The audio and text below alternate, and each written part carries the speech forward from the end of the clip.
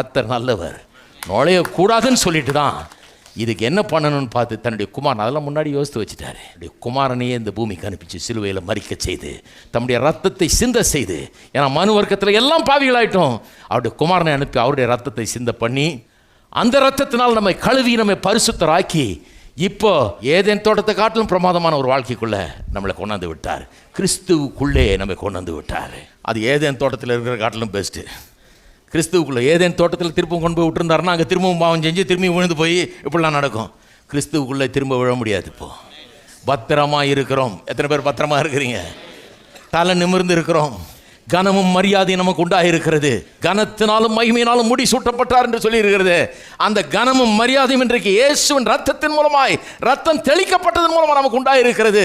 நான் என்னுடைய நற்கிரிகளை நம்பி நான் வாழ வேண்டியதில்லை. நான் நல்லவன் ஆகவே நான் தலையை நிமித்துவேன் நான் சொல்லலை. நான் சொல்கிறேன், அவர் நல்லவர், அவருடைய கிருபை எனக்கு என்றென்றைக்கும் உள்ளது, ஆகவே நான் தலையை நிமிர்த்துவேன். தம்முடைய குமாரனுடைய ரத்தத்தினாலே என்னை கழுவி இருக்கிறார், என்னை சுத்தமாக்கி இருக்கிறார், என்னை சொந்தமாக்கி இருக்கிறார்.